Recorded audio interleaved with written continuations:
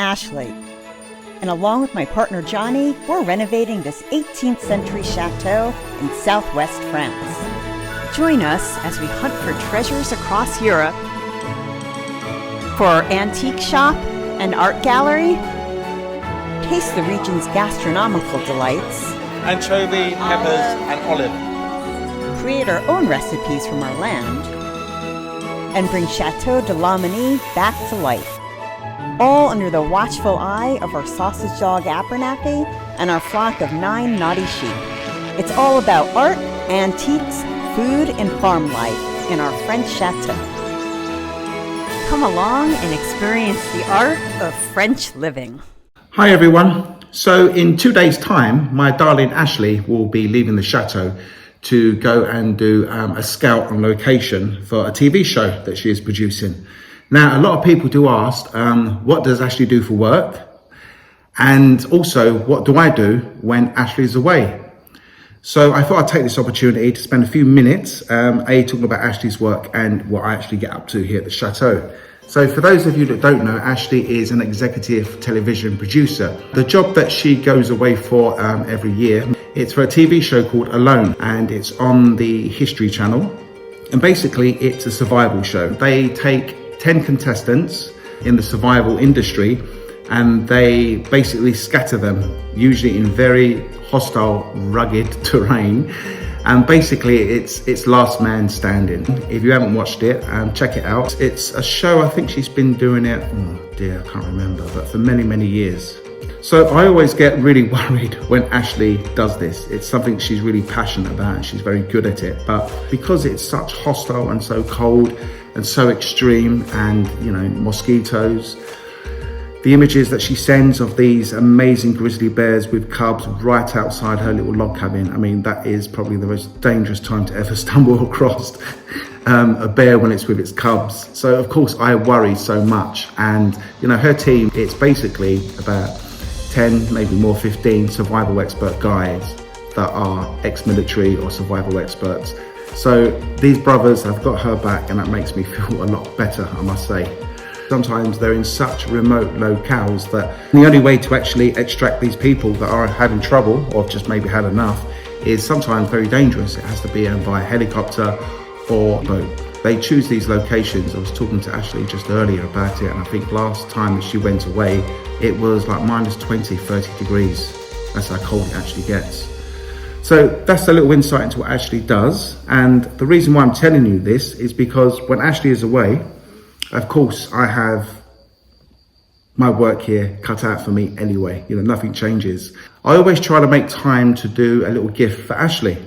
So I thought I'd share one that I created a couple of years ago. I wanted to use this box somehow as a way to hold something inside for Ashley. I wanted to create a series of love letters that spans not only decades, but centuries of one particular guy that continually got reincarnated.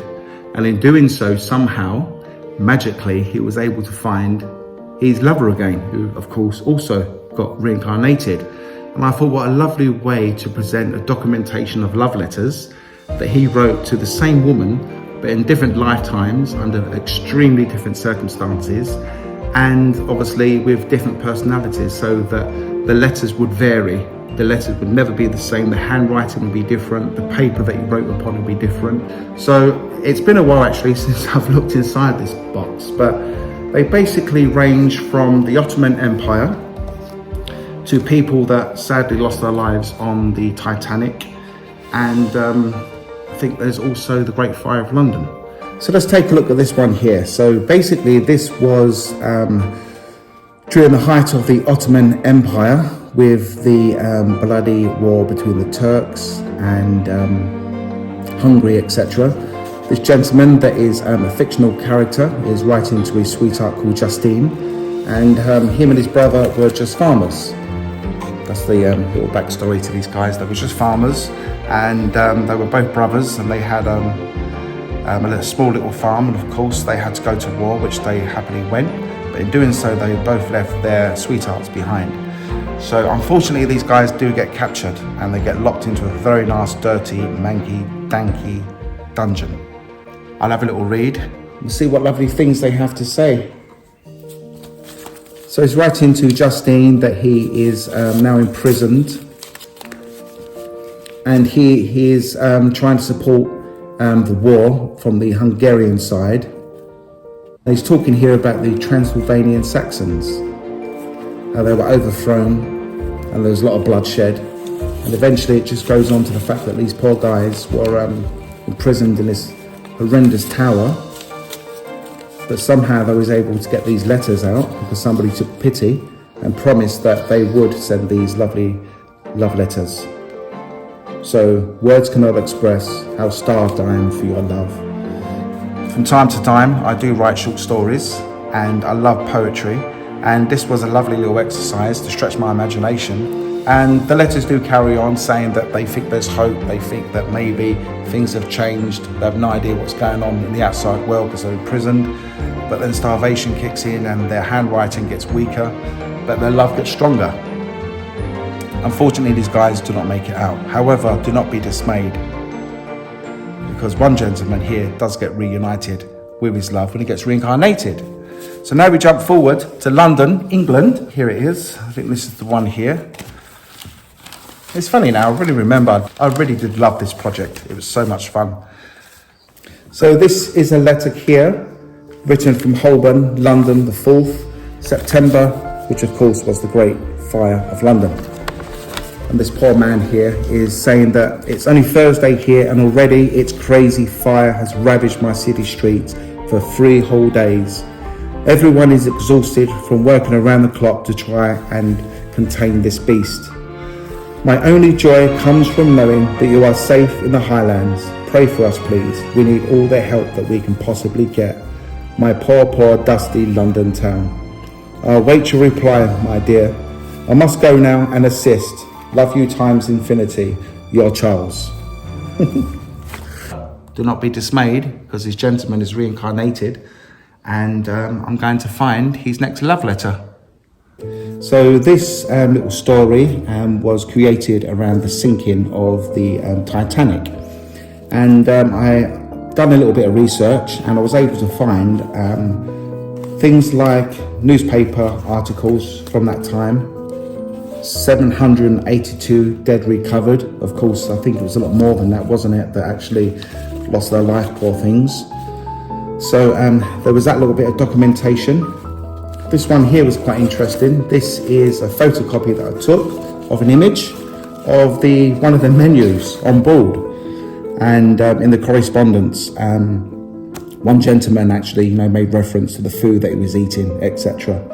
So in my research, there was a gentleman called Quig Baxter, who basically sadly lost his life. And I thought maybe as a little nod to that gentleman, as a way to maybe honour him somehow, that it would be, that maybe he could play a little role in my story. So there's a few fragments here of other things. So basically, yeah, it's the stationery from on board RMS Titanic, and it's dated here Wednesday, 1912. And so he sends a love letter from the ship to his darling Bertha, just saying how it's 2 a.m. upon the Titanic, and he's writing from his first class cabin. I do believe this gentleman stayed in number B6.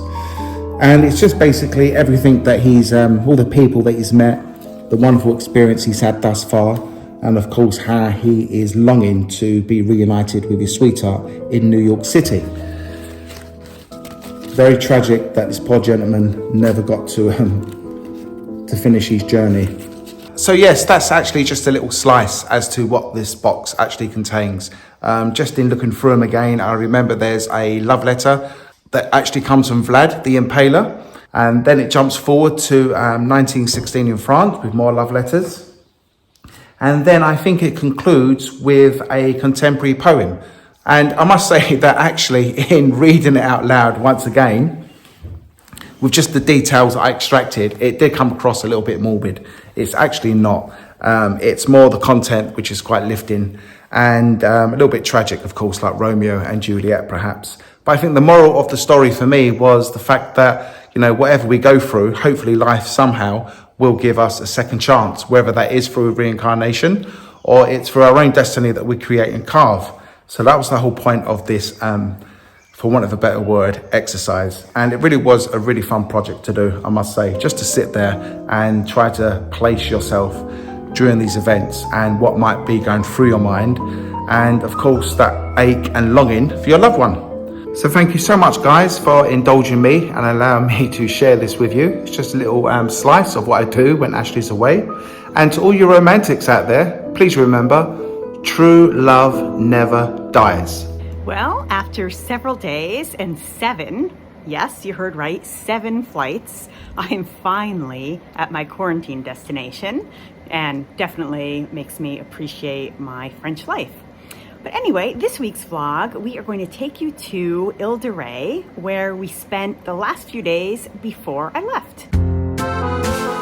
We're here in Ile de Ray, and we're in the main town on the island, and that's called St. Martin de Ray, and it's just filled with amazing little bistros and cafes. Look at these.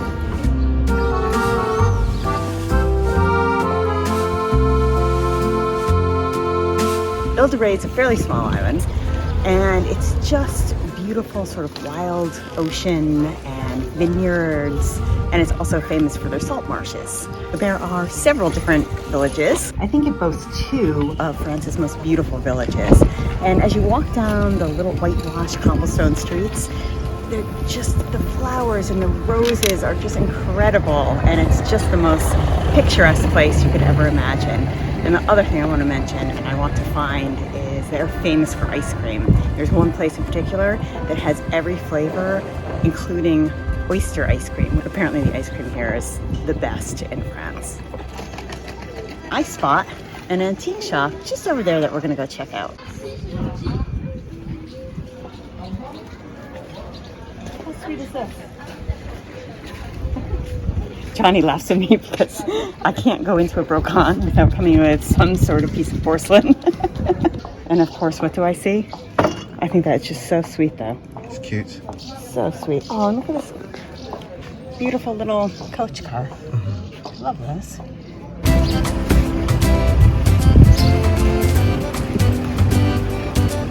I have my beautiful little bird porcelain miniature plate for €1. I'm pretty sure that the bag costs more. Aw, I love it. I do. Good job.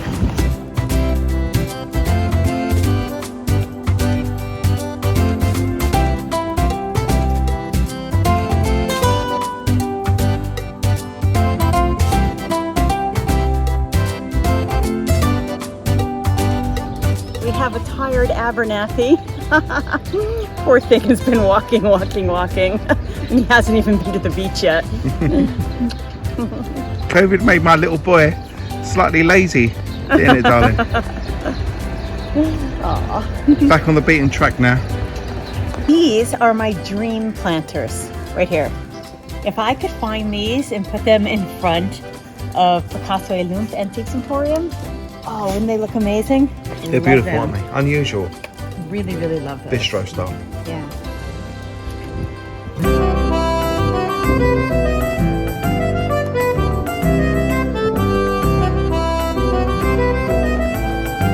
We're in La Flotte now, and I am in love with this medieval market. It's such a cool little place, and it actually dates back to the 12th century. It has a completely different feel than most French markets. It just feels so different. Ah, Bonjour. t'es en live? You are live, my friend. C'est pas correct. Alright, delicious. Lovely dark stuff, I love it.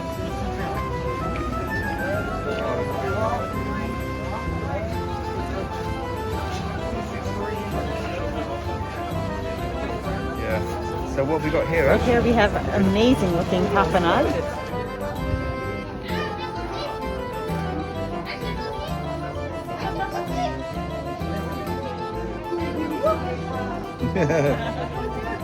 Bonjour. Sausage. Hot dog from New York City. But we prefer this. It's delicious. It's good, huh? Merci, madame. Bonne journée, au revoir. Now I heard a rumor that there's an amazing coffee truck.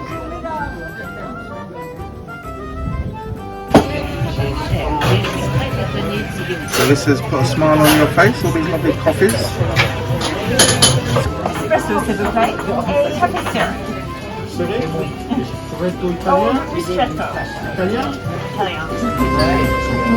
What I love about traveling around France is that every single region and town is famous for something different. So, for example, where we were in Basque Country a couple weeks ago, they're famous for Escaliette peppers. And there are always all these adorable little shops that sell whatever the specialty is. Of course, I have to go in the little salt shop because they're famous here for salt. And donkeys. Look how cute that is. The donkeys wearing their little pants. They used to put these pants on the donkeys to keep the mosquitoes away while they were collecting the salt. Keep a lookout for these little gentlemen. Yes, let's do it. Apparently they still wander around. We have to go donkey spotting. So what have we got here? Show. So here we have just plain salt, chunky salt. Mm-hmm. See? That looks delicious. Yes. And this one. Oh, I love that with persil. Yeah, exactly. It has garlic, parsley, and ciboulette. So this should be a really good one. Obviously, it's typical to have the town square. Usually there's a fountain, right, or a church. Yeah. But I just love this church here because this is the kind of church you'd expect to see in a village that's famous for salt. Look at the colour of it. It does look That's so it does, doesn't it? How unusual is that? Ah, good job. We're here now with the beautiful, famous donkeys. And they are seriously the largest donkeys I've ever seen. They're pretty awesome donkeys. They're huge, aren't they? And their ears are twice the size of Abernathy as sausage dogs. Absolutely adorable. And we discovered that they graze in the salt marsh. And it was traditional that these donkeys would wear trousers to protect them from the mosquitoes. And interesting little fact, most of them are checkered or striped, but basically it was all the leftover fabric that the farmers or the oyster merchants had. It wasn't actually produced for the donkey's trousers. It was basically whatever scrap they had, they turned them into trousers for these beautiful donkeys. So there you go, the famous salt marsh donkeys of Ile de Ray. So I'm trying the oyster ice cream. About 2 months ago I had my first shucked oyster, which we done at Lomini. So Ashley has challenged me.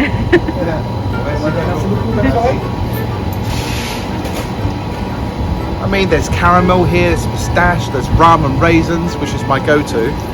And for some god-awful reason, I now have to try the oyster with caviar. Okay, But try I it. shall. I will. Try it. I'm going to take it over here because Okay. I don't, in case it all goes wrong. You understand? Understand. Leave these. Monsieur, c'est bon? Oui, oui. Oh, bon. I'll try. Okay. All right, here So I we asked the go. gentleman if it's good, and he's like, yeah, of course. Do you like oyster? I'm like, no. Okay. So here we go. Oh my god, it smells just like an oyster. Does it really? It does. It smells just like an oyster. Huh. Oh. You can do it. Oh no. No, I don't like it. I can't do it. You should try it. Give me the camera. That is just like an oyster. A very cold ice cream oyster. So Ash, Hold on for now. hold the dog. Okay. Okay, hold on. Smell it first. It's insane. No, no, please don't eat it just yet. Please get a good whiff. You smell that? I can. You can. That is insane. That is just like a bloody oyster. Your face. Oh my god. If you go to a place that is famous for the ice cream, they have oyster ice cream and You have to try it. to try it. Yeah. So we tried the oyster and it was pretty disgusting. Unless you love oysters, this is not for you, trust me. I love oysters, and I still think it's horrible.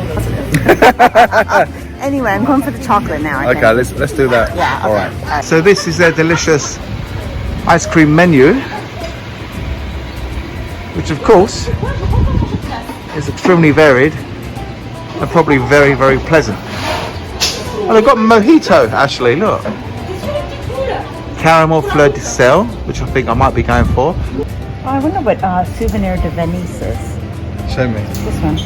Souvenir de Venice. Yeah, that looks delicious. Du ricotta, pistache praliné, zeste d'orange et copeaux de chocolat. Oh. Oh, Want to test? zest of orange. Sweet. Oh, That sounds amazing. good one.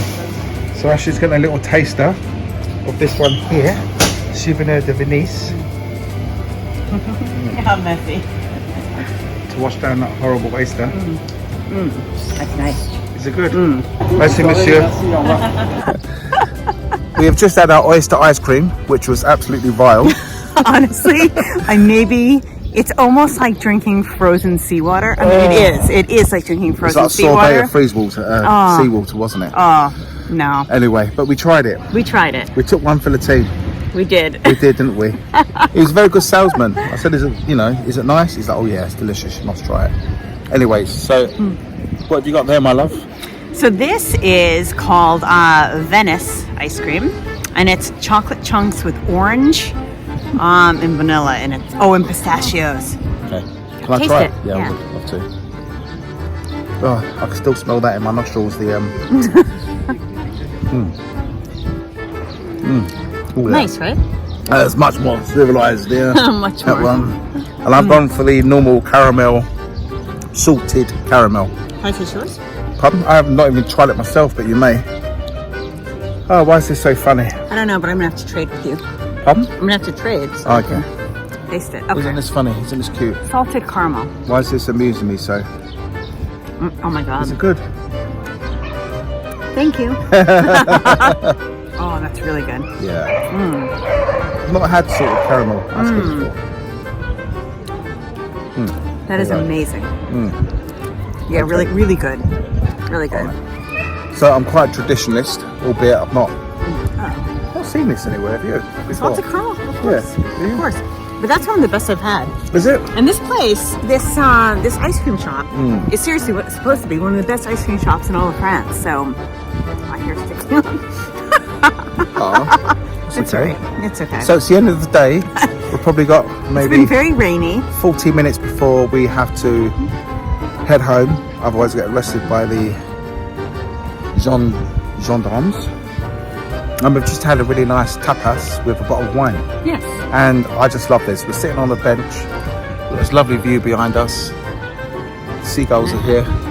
I've got my darling with her ice cream. I'm going to put the camera down now because I really want to get into this ice cream. Okay. Au revoir. Bye everyone. So it's the end of the day now. It's just before 9 o'clock before we have to go back to our hotel room, and I got to thinking of them lovely donkeys that we saw, and something come to mind. I read a poem many years ago when I lived in Australia entitled The Donkey, and it was one that I really enjoyed. It was full of imagery. Every time I recite it or read it, it just conjures up really powerful images of these wonderful creatures. And for me, there's a moral in the story. So if you allow me, I'll recite it now. It goes a little something like this. When fishes flew and forests walked and fig grew upon thorn, some moment when the moon was blood, then surely I was born. With monstrous head and sickening cry and ears of errant wings, the devils walk in parody of all four-footed things. The tattered outlaw of the earth, of ancient crooked will, starve, scourge, deride me, I am dumb, but I keep my secret still. Fools, for I have had my hour, one fast, fierce hour and sweet. There were shouts about my ears, and palms before my feet. Now, the first time I read it, I just loved the imagery, but the more I read it, the more I realised what it was actually about. So it's basically based on when Jesus come down into Jerusalem, and he was riding on the back of a donkey. And of course the Israelites were going crazy, thinking that he was here to be inaugurated as the king to overthrow the Roman Empire. And of course Jesus said, my kingdom is no part of this world. And what I just love about this one, it reminds me of the underdog in the world, you know, of all the animals that the Messiah or the Son of God or historic figure, whatever you choose to call him, could have rode upon. He chose a humble donkey, and I just love that. I really do. It's like, call me what you want. Yes, I'm ugly. I have a terrible scream, a monstrous head. However, I had my moment of glory. So for all you underdogs out there, whatever it is we go through, it's nice to know that our time will come. Maybe you've had your time and you're celebrating that now. And it was just a beautiful, beautiful poem that I really do love.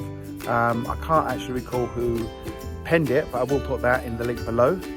And if you've got time and you enjoy it, then I suggest that you read it, because it's a beautiful, beautiful story about these beloved donkeys.